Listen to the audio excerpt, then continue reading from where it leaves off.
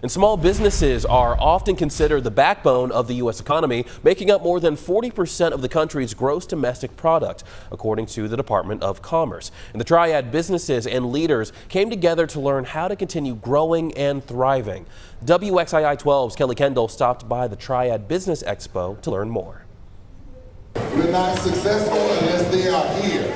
We're the base and foundation for economic development when it comes to the Triad area. Last month, CNBC ranked North Carolina as the second best state for business in the country. Reginald McCaskill with the annual Triad Business Expo says that's partly because the state, and specifically the Piedmont Triad, is a place for business owners to try something new. The public has been very receptive as it relates to the innovation and the creation of small businesses in the entire Triad. So I would say that that's one of the great things about it. I think the downside about it right now, people really don't shop as much. Regina McManus runs Wet Kisses Boutique. I like to carry things that make you look classy but sassy. Selling everything from shirts to hats to bags to handheld fans.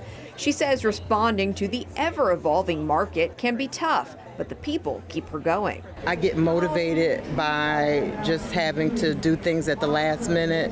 And I just like to come out, set up, do a pop-up here and there, because right now, like I said, the market is very unpredictable.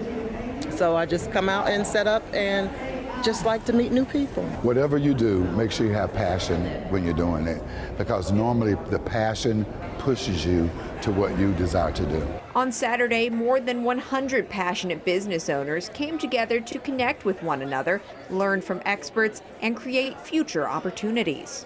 The summits that we have is really geared towards helping them when it comes to developing a plan, learning what to do, how to do it, what goes wrong, what goes right. I love it!